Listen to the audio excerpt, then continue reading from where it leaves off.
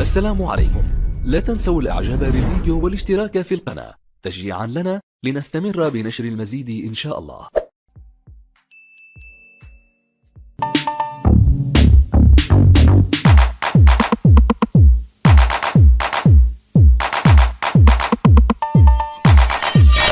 السلام عليكم ورحمة الله وبركاته. ازيكم يا غاليين؟ عاملين ايه؟ يا رب تكونوا كلكم بألف خير يا رب. النهارده ان شاء الله يا حبايبي وصفتنا هنعمل منين. المنين عملناه قبل كده باليانسون، النهارده ان شاء الله مدعمين مع اليانسون حبة البركة، وكان تركة كده عشان تخليه بطعم الفلاحي. هنعمل منين فلاحي اصلي. يلا بينا يا حبايبي نشوف مقاديرنا بتاعة المنين الفلاحي. معانا يا حبايبي كيلو دقيق جميع الاغراض، تمام؟ كيلو وربع دقيق، ماشي. هنا كيلو وربع دقيق. معايا باكو خميره فوريه، عندي بيكنج باودر هاخد منه نصه، هو تقريبا الباكو كده في نصه، ماشي، عشان انا واخده منه. معايا 3 معالق سكر، 3 معالق سكر، معلقتين كبار ينسون، معلقتين كبار حبة البركة. والنهارده ان شاء الله مدعمين المنين بتاعنا بحبة البركة طبعا عشان يقوي الجهاز المناعي. ومعانا معلقة كبيرة ملح. هنا نص كيلو لبن حليب، وهنا عندي 200 جرام السمنة دي حبايبي بلدي صعيدي، تمام؟ انا بجيب السمنة بوصي عليها، بتجيلي من الصعيد سمنة بلدي صعيدي زي ما انتوا شايفينها كده اهو، مخرزة اهي، ماشي حبايبي. فبالعيار يعني لو هتجيبوا سمنه من بره توزنوا 200 جرام، لو عندك سمنه في البيت بتبقى كوبايه كبيره، اكبر مج عندك في حدود 200 جرام. هنا عندي معلقتين قشطه، تمام؟ يبقى هنا القشطه والسمنه البلدي وهنا اللبن، دول هيدوم التست بتاع المنين الفلاحي، ماشي حبايبي. طبعا وعندي رشه الملح. اول حاجه هنحط ايه؟ هنحط على الدقيق بتاعنا ادي ايه؟ معلقه، سوري يا حبايبي، ادي معلقه الملح عندي معلقه الملح اهي. هنحطها طبعا مع ايه؟ مع حبه البركه ومع اليانسون على الدقيق اهم. دي المقادير الجافه كلها، حلو يا حبايبي. وهناخد ال3 معالق سكر برضو هنحطهم على الكيلو وربع دقيق. باكل بيكنج باودر دوت في نصه هنحطه. بنحط البيكنج باودر ليه؟ لانه بيفتح العجينه، بيخليها هشه. خلاص. نيجي بقى هنا عند باكل خميره الفوريه، ده باكو صغير 16 جرام، في خميره فوريه 23 جرام. احنا عايزين الباكل عادي اهو يا حبايبي، الصغير يعني اهو. يبقى احنا كده حطينا المقادير الجافه كلها على الدقيق، تمام؟ المقادير الجافه كلها نديها تقليبه حلوه كده عشان كلهم يدخلوا في الدقيق ويندمجوا مع بعض. خلاص يا حبايبي. هنيجي بقى ايه عند ال 200 جرام سمنه هنحطها. مش موجود عندك السمنه اللي هي الفلاحي او السمنه البلدي، اي نوع سمنه يا حبيبتي ما توقفيش نفسك، تمام؟ بس في حدود 200 جرام، يعني ربع كيلو الا 50 جرام، عشان طبعا المنين الفلاحي بياخد ايدام كتير. هم حبايبنا في الفلاحين بيحطوا له المقادير ديت. وهنحط دلوقتي المعلقتين الكبار القشطه على السمن، وهنديها بقى ايه؟ بس حلوه كده المقادير دي كلها على بعض. وهنعجن باللبن الحليب. ويا حبايب قلبي لو ما كملش هنكمل بايه؟ لو ما كفاش هنكمل بالميه الدافيه. اول حاجه احنا نشمر كده علشان نبس العجينه دي كلها وندخلها ببعض. بصوا بقى يا حبايبي السمنه شو اهي بتسيح مع القشطه ازاي. انا كده بقى ايه؟ هخش ادخل المقادير دي كلها ببعض بالبس. فانا ببسها كده، اعجنها بايديا كده، اعملها كده ابسها، يعني بدخل الدقيق في السمنه وفي القشطه، وبعد كده اقوم ايه؟ فرقها بايديا كده. هو اهم مرحله في القرص او المنين ان انا ابسها كويس اهي. شوف فرولت ازاي اهي، السمنه اختفت هي والقشطه.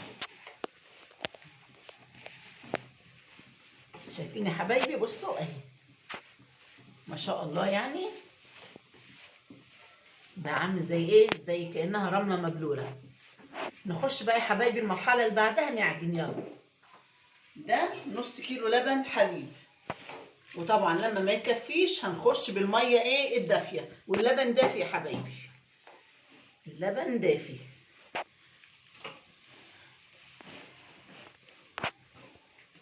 يلا بينا نكمل بقيه اللبن ده. يعني ده نص كيلو، كوبايتين كبار او مجين كبار.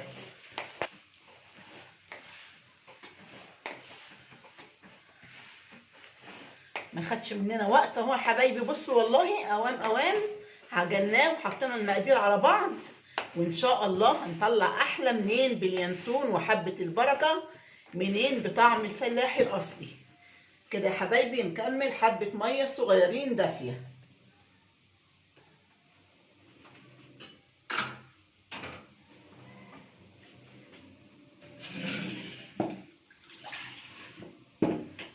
العجينه بتاعتنا اهي، حطينا لها كمان حبه ميه دافيه ونكمل العجن.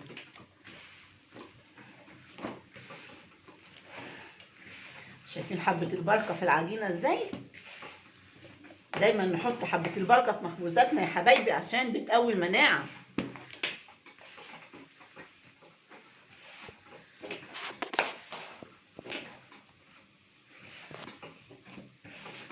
انا مش هفصل لحد ما اوريكم القوام بتاع العجينه.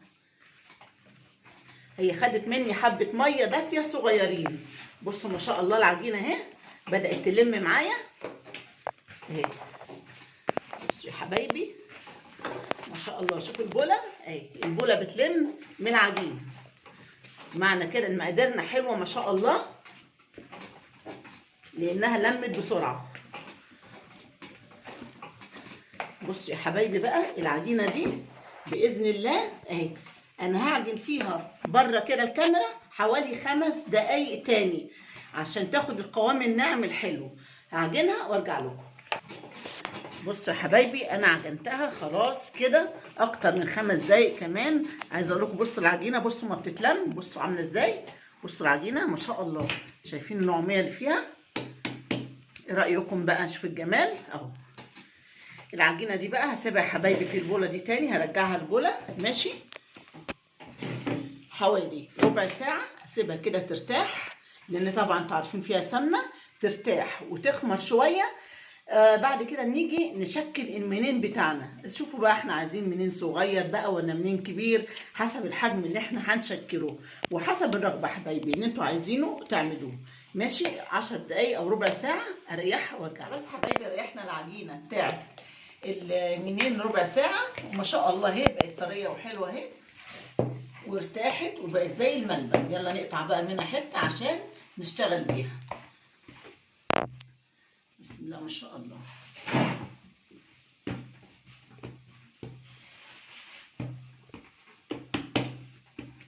نفردها بقى بالمردنه وبعد كده ايه نشكلها. نحاول نعملها بالطول كده مطوله عشان نقطعها كمستطيل.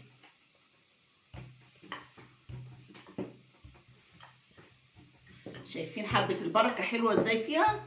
ما شاء الله يعني.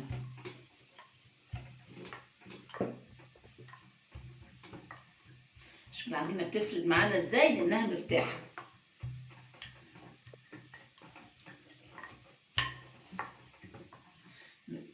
يكون معانا سكينة كده يا حبايبي عشان نسوي العجينة بتاعتنا. بسم الله.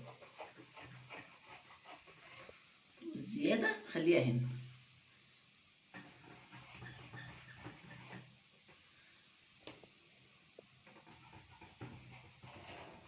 ريحتها جميلة، ريحتها جميلة جدا.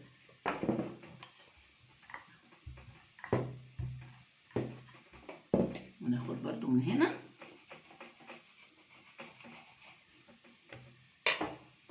العجينة بتاعتنا كده ايه نسويها ونعيد عليها تاني بالمردنة.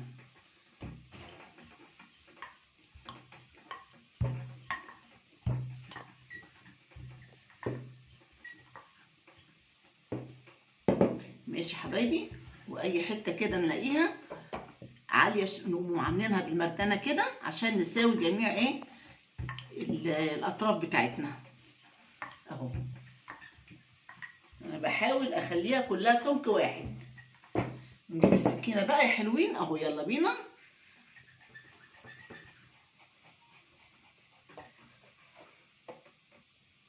يا جماله يا جماله، ايه رايكم؟ منين فلاحي اصلي. الريحه بتاعته عايزه اقول لكم هو لسه عجين، يعني حاجه كده تحفه التحافه. وحسب السمك اللي انت عايزاه، عايزه ارفع من كده رفعي، عايزه اتخن تخني زي ما انت عايزه.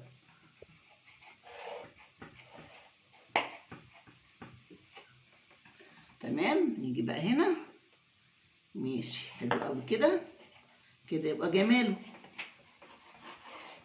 وكده يبقى جماله، يا جماله يا جماله. تمام يا حلوين اهو.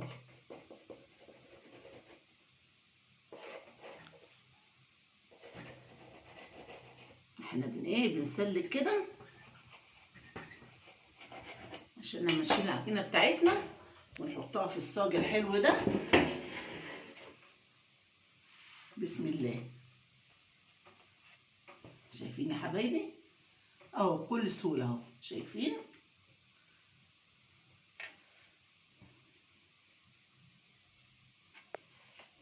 يا جماله يا جماله، حركاتك يا تركاتك يا عمنا الشيف. احلى منين هتاكلوه باذن الله. منين فلاحي اصلي، مقادير مظبوطه معانا وزي ما انتم شايفين اهو.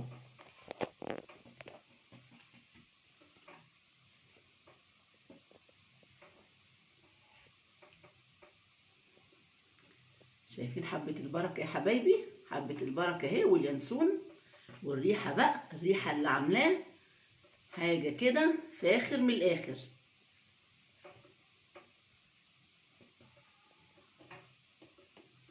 يا جماله يا جماله. اتمنى تعملوه يا حبايبي المنين الجميل ده اللي ريحته طالعه. والله بقول لكم هو عجين لسه ريحته طالعه، امال بقى لما يتحط في الفرن كده اهو ونشم الريحه الحلوه دي بقى اللي هتطلع وتملى الدنيا. تمام يا حبايبي. انا الكميه بتاعت المنين دي هشكلها كلها، اقطعها كده في قلب الصاجات. ماشي يا حبايبي. وبعد كده ارجع لكم واوريكم الكميه اللي طلعت من كيلو وربع دقيق. تمام يا حبايب قلبي، خلصنا كميه المنين اهي في الصواني قدامكم زي ما انتم شايفين. كيلو وربع دقيق عملوا كميه حلوه قوي، حوالي صاجين كبار اهمت. تمام. وثلاث صواني، ادي صاج اهو، وادي صاج اهو، وادي صينيه، والتانيه والتالته. ما شاء الله تبارك الله، كميه حلوه من كيلو ربع دقيق. انا هسيبه يا حبايبي نص ساعه يرتفع شويه ويخمر، وبعد كده هدخله الفرن على درجه حراره متوسطه 180. معليش النار ولا وطيها عشان يستوي كويس من جوه. وبعد ما اخلص الخبز بتاعه هرجع لكم يا حبايب قلبي باذن الله. بس يا حبايبي خلصنا كميه المنين اهوت القراقيش. بسم الله ما شاء الله. شوف طلعت متحمصه وجميله ازاي. وعايزه اقول لكم الريحه ماليه الدنيا. حبه البركه مع اليانسون مع السمنه والحاجات اللي احنا حطيناها عملت شغل جامد جامد جامد ما شاء الله يعني. بصوا كمان، بصوا التحميص بتاعه عامل ازاي يا حبايبي. بصوا بصوا ما شاء الله يعني. بصوا شو هش من جوه حلو ازاي، حاجه كده فاخر من الاخر.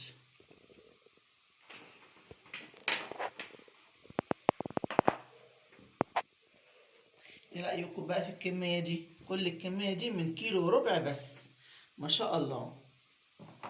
جربوه حبايبي بالمقادير الجميله دي. بصوا مقرمش ازاي، حاجه روعه. وريحته بقى مش قادره اقول لكم على ريحته. اتمنى يا رب فيديو المنين يعجبكم النهارده وتجربوه بالمقادير المظبوطه دي والكميه الحلوه دي اللي طلعت من كيلو وربع. وزي ما عجبكم عايزين تعملوا كميه صغيره قللوا الكميه مفيش مشكله، عايزين اكتر ضعفوا الكميه. بس ما شاء الله يعني الحاجات اللي احنا حطيناها خلته حلو قوي، طعم وريحه وشكل وتحميص حاجه كده خيال فاخر من الاخر. يلا يا حبايبي اللي لسه ما اشتركش يعمل اشتراك، ودوسوا على علامة الجرس عشان يوصلكم كل جديد، واللايكات الحلوة بقى بتاعتكم. شكرا يا حبايب قلبي، والسلام عليكم ورحمة الله وبركاته.